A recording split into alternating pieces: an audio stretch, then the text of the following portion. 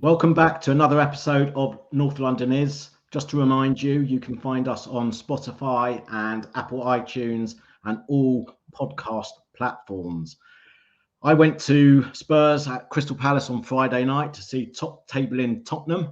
But before we talk about that game, I think Perry has got quite a big apology to make, first of all, to a certain Eddie Nketiah. How are you, Pez? Good afternoon, Jules. Just finished watching the Manchester demolition, which I'm sure we will come to. Arsenal. First of all, can I just apologise to anybody who does take the time to watch this? I'm in a different venue, so the lighting isn't that good, and you can't see me that clearly, but I'm sure that will make a lot of people a lot happier. Eddie Nketiah, what can I say? Yeah, he certainly proved me wrong on Saturday afternoon against the Blades, who were about as sharp as a bag of foam. And that is my real point. I just don't think – I still – I was listening to Gabby Agbonlahor, who's not necessarily the greatest pundit of all time. But, he said after the game, look, it's great scoring a hat-trick against Sheffield United, but is he going to do it against City, Liverpool, Newcastle? I'm kind of just doing the order of the best teams in the UK, Spurs. In fact, he started against you. And let's be honest. I didn't notice. Exactly. He's not, look, I hope he proves me wrong because unfortunately, as I've said for most of the season, we have been playing our reserves. And Gabby Jesus is, he was so good in midweek. He's got a better goal scoring record this season than Gabby Jesus. I know he has, but Gabby Jesus is just his performance in Seville, the Champions League, Jules. We'll come on to those midweek games in a minute that Spurs and Arsenal played.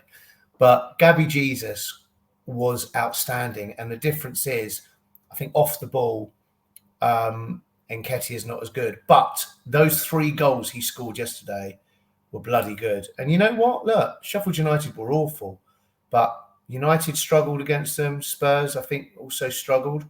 I believe it was a world record of extra time and minutes at White Hart Lane. City... Well, only because they were wasting so much time. So, yeah, karma, I say. Well, yeah, I mean, but karma, come on. In the last 100 years, who's had 30? Listen, it wasn't a great performance against them. I'm not dressing that up at all. But they're hard. 1 point from 10 games. I mean, they're hard to play against. And what was good about Arsenal's performance yesterday was that we actually, all joking aside, we did play the reserves. For the last half an hour, I literally took everybody off. It was good. Nketiah played well. Trossard came on, played very well. My old friend El Neni came on. Hadn't seen him for ages. But Sheffield United very poor. Arsenal very comfortable. Not a test at all. We had a very difficult game against the European champions Sevilla in your Conference League during the week. Yeah. Well, I'd like to have their European record. I tell you, being an Arsenal and Tottenham fan, they're a decent side. They're not a great side. But they're a decent side. They're decent at home. I mean, they are.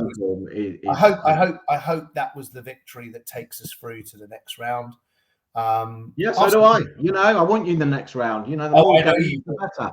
I know you do. And no, we played well, but we should play well. And I think we've got a very, very big game on Saturday afternoon, 5:30 in Tyneside, Newcastle. Yeah, we'll talk about that towards the end. That's a big game. That's a big game. Next weekend's game. Exactly. That's huge. How did Raya play? I mean, I presume he didn't have too much to do yesterday. Nothing to do. He could have got a deck chair out. And watched the game. Saliba didn't even need to. He was so good that he had nothing to do. They had nothing. They literally had. They were missing players. They were missing players as well.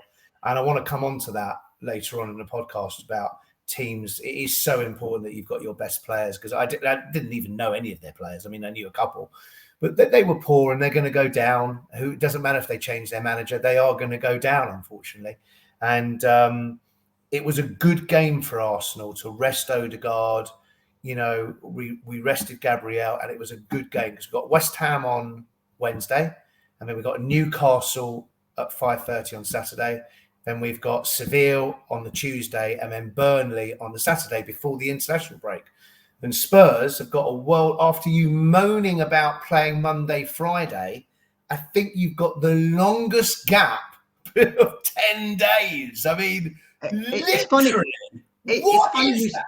It's funny you say that, because this week, obviously, only Premier League club this season probably to play 2 midweek games on the Monday and the Friday. No, because we're not going to do that at Christmas, right? are we? So we were the last team to play and the first team to play, right?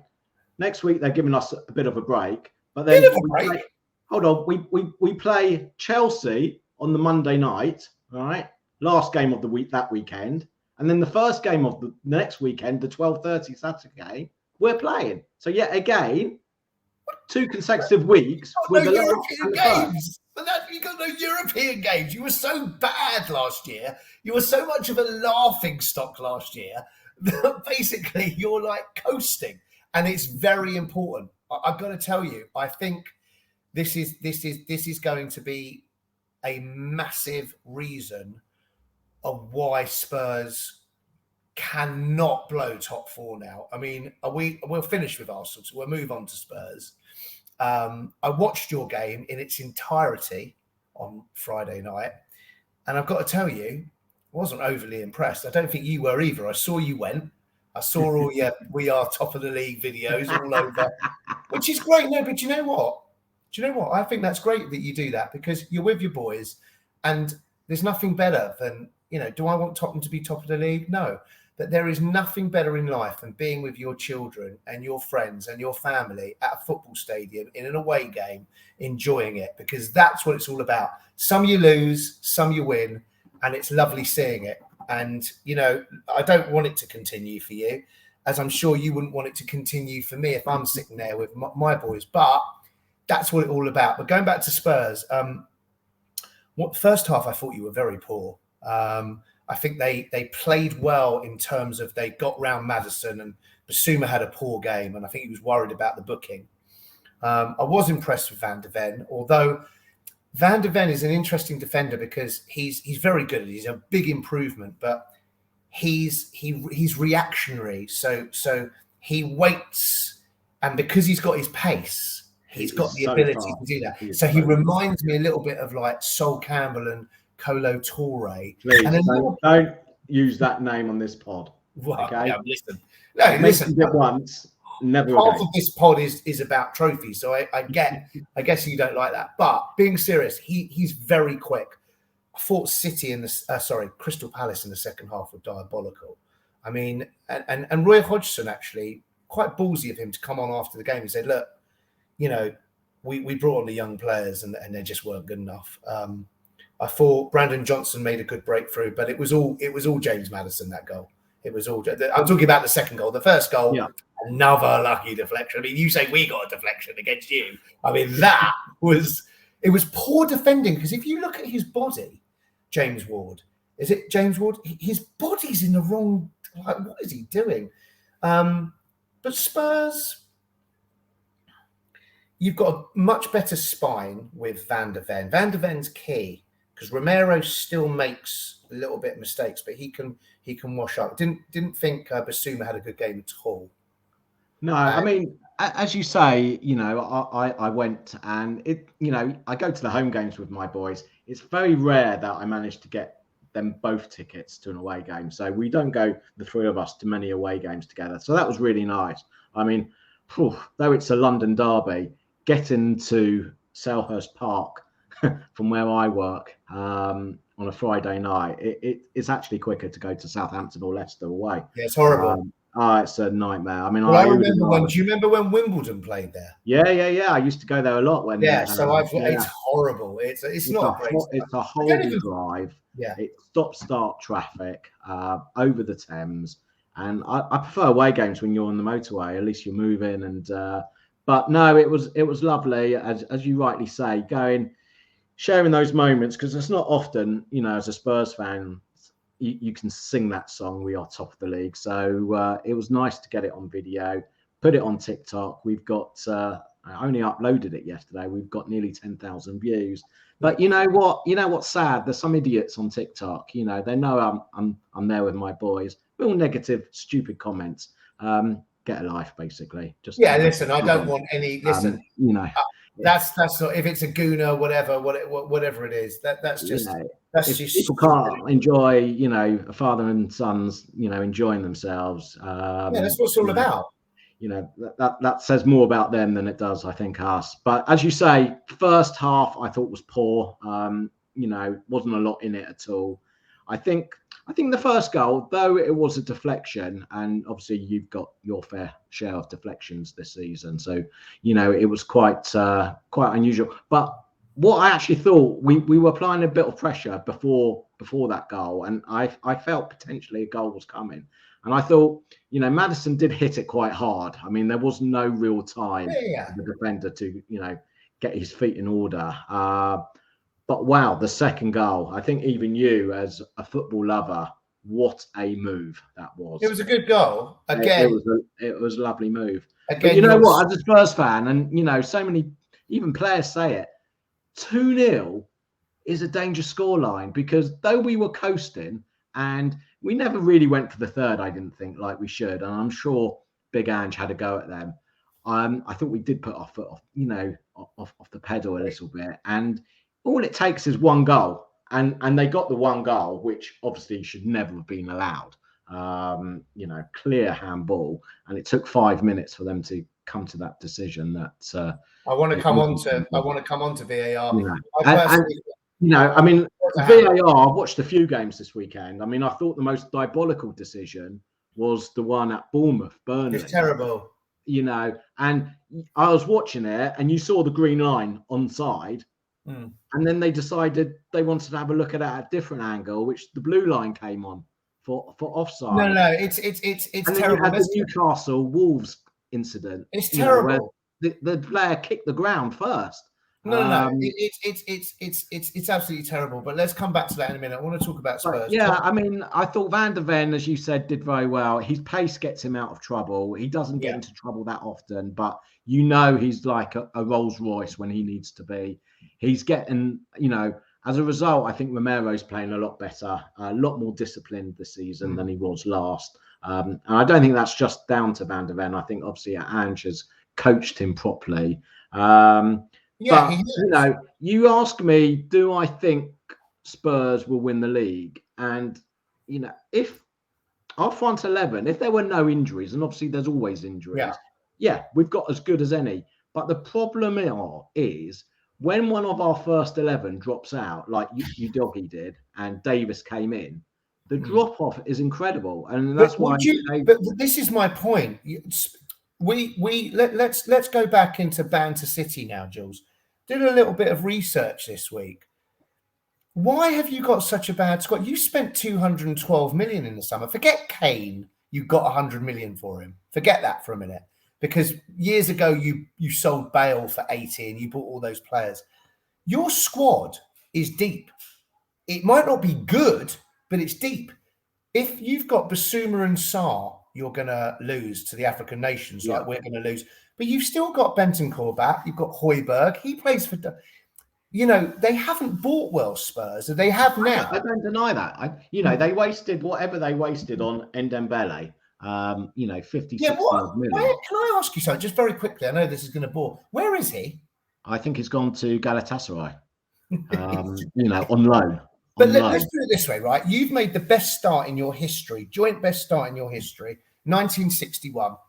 Arsenal and Manchester City, Liverpool and Newcastle, who are your nearest challengers, are all in Europe. They're all behind you. It's going to hurt, isn't it? I can't bring myself to giggle about winning the league at the moment, because even though you're top, I will admit that I don't think you're going to win the league. And I think you admit that. It's going to sting if you don't make top four, isn't it?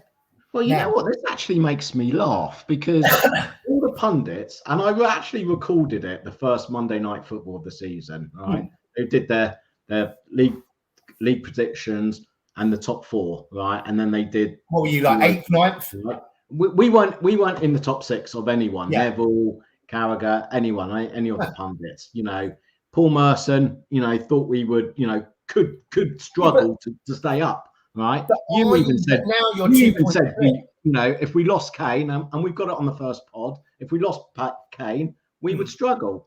So 3 months later, all of a sudden, I should be worried, right, if we don't finish in the top 4, right? But I still stand by this, right?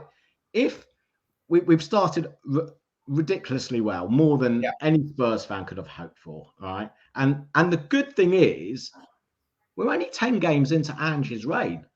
I'd like to think there's, and he said this after the interview at Palace, there's still so much room for growth.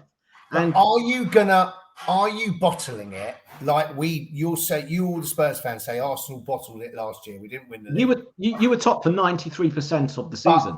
But hold on. But we were predicted on average to finish 8th last year. Okay. The season, this whole thing of Spurs have got their, hold on, let me finish. Spurs have got their Spurs back. A year and a half ago, I sat there looking at you guys beat us at White Hart Lane 3-0. The most ridiculous when you were 4 points clear of us with 3 to go. Exactly. You beat us, and Conte was the Messiah. You went to Norwich, you won 5-0, you got into the Champions League, you spent a lot of money. We were predicted to finish 8th, you were predicted to finish 3rd. You had a terrible season for whatever. Nobody wanted Postecoglou. He's come in, he's been great. But the reality is now, your first 11 is probably the 4th best team. I think we both admit that. If we picked, I think City, Liverpool, and Arsenal are above you. It's close between you and Newcastle. But if you don't make, it will be shocking if you don't make top 4 now. Surely you admit that. I still say that if we were to finish top 6, that would be a great season. Now, we have started brilliantly, and I think, the longer this run continues, if we don't get top 4, then it becomes, Well, I've got to tell you, I thought you were going to have a hard game against Chelsea on Monday, but after watching them yesterday... Oh, my God. I mean, we'll talk about Chelsea in a minute. But I think just going back to Ange, being only 10 games into his reign, I think, obviously, the keeper has been a great buy. We were very interested, and I wanted Raya. I'll be honest. I didn't want He's Raya. He is... At the beginning of the summer, I wanted Raya because he made 2 blinding saves in the last couple of minutes when we lost against Brentford at the end of last season. And then... obviously, we just thought Spurs went for the cheap option. I think we paid 17 million for Vicario. But he's so far has proved to be a very good keeper. Yeah, listen, our back, hold on one sec. Our back 4, providing we don't get injuries, has vastly improved on last season. The thing that I think we need to improve on is our front 3, because apart from Son, right, Richarlison, I don't think is anywhere good enough. He's not going to score enough goals, is he? He's not going to score enough goals. He scored 1 goal. He's got a few assists. And Kulu has played well in patches, right? Works very hard, right? Ange likes him because he works hard. But against Chelsea, I think Brennan Johnson has to start. That's your advantage, isn't it? Because you were so shocking last year, and you bottled the League Cup already. The FA Cup, fine. I think you've got a massive advantage if Maddison and Son stays fit.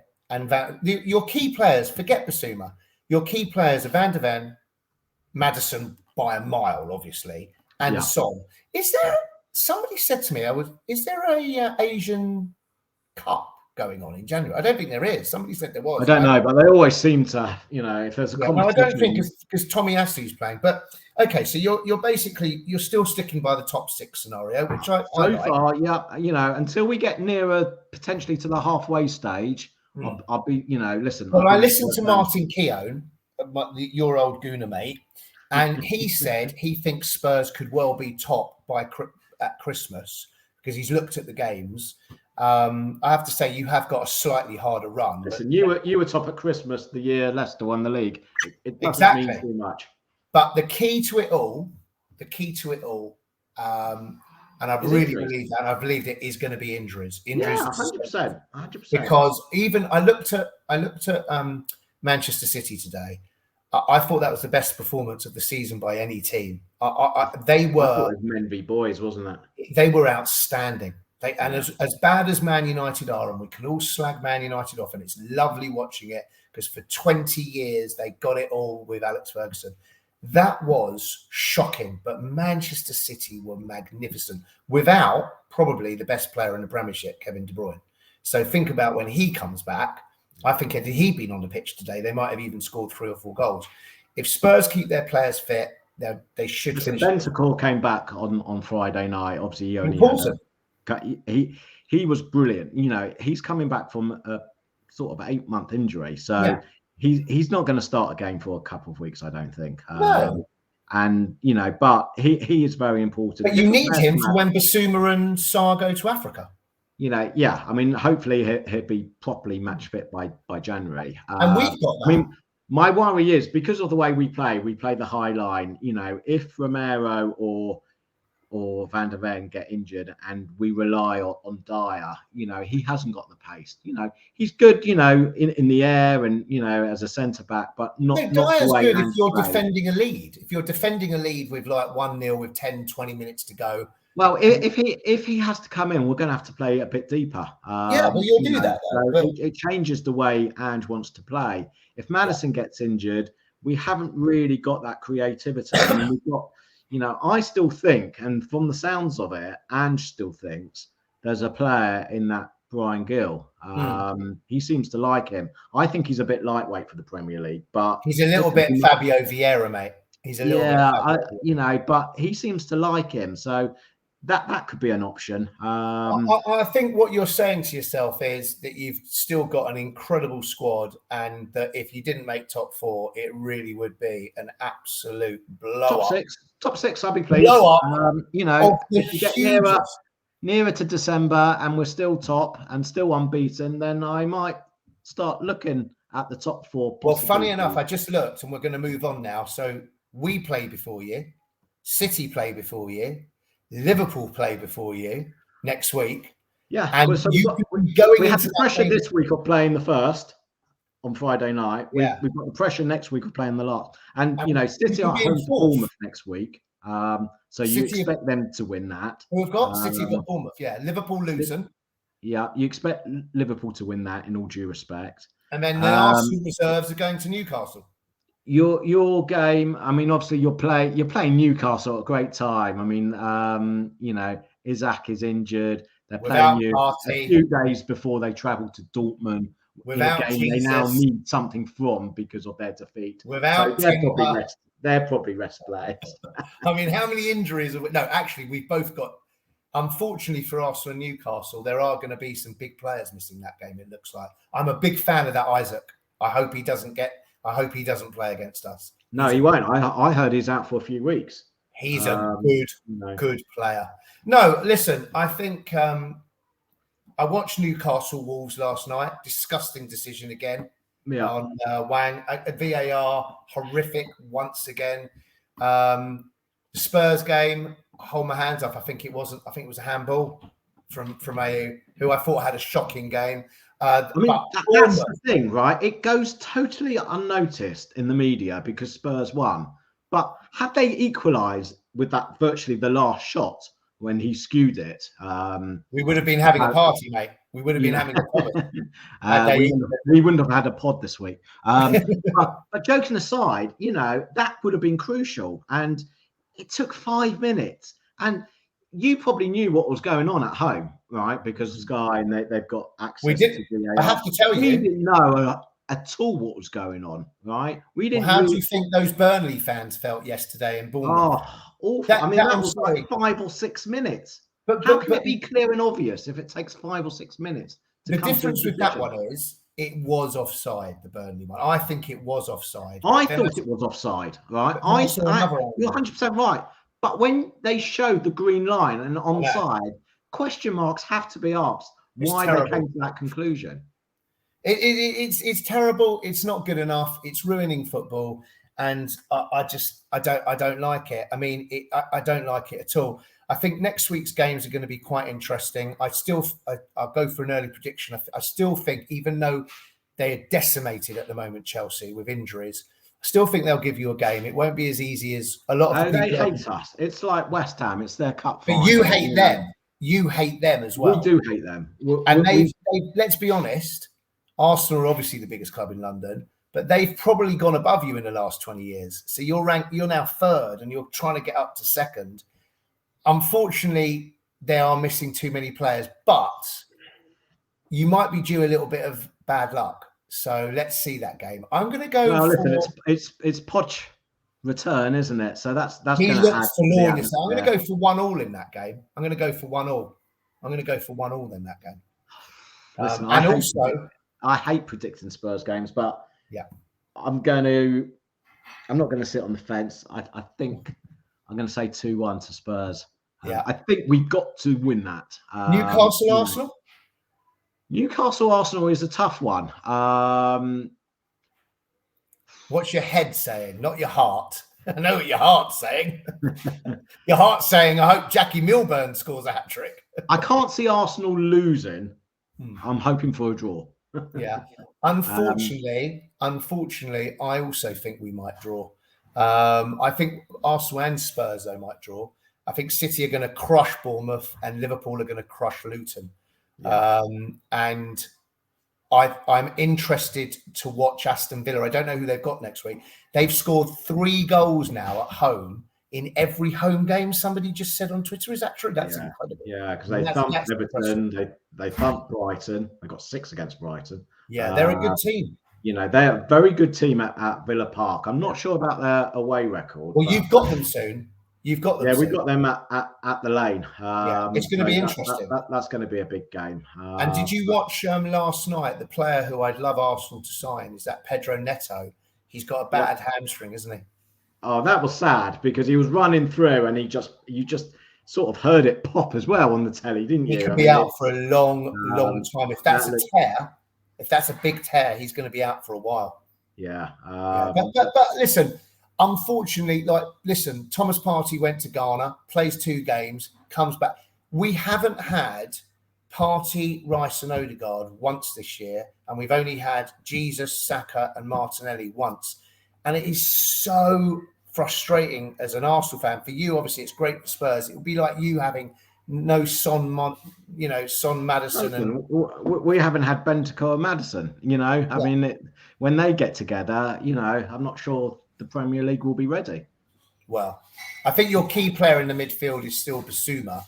He wasn't good the other night, but I think he was nervous about getting booked, wasn't he? Yeah, he didn't. He was on basically a booking because he got that red against Luton. That sort of overrided the 5 bookings, so he's still on 4 bookings. Yeah, no, I agree. So he fortunately he'll be able to play. I don't think it was his best game at all for us. Can we talk very quickly about the League Cup midweek? Arsenal at West Ham, tough game. We're obviously playing an entire.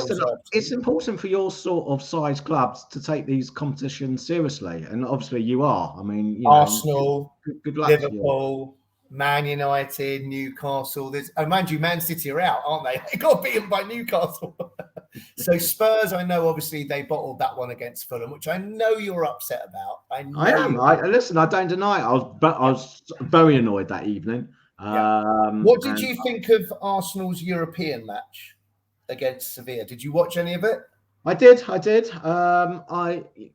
Great goal by Jesus, as you said. I thought Martinelli's goal was very good as well. Listen, it's a good result there. I think, it's a bit irrelevant anyway. It's a European Conference League.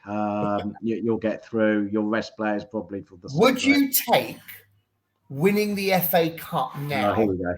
Would you take winning the FA Cup if Arsenal won the Champions League?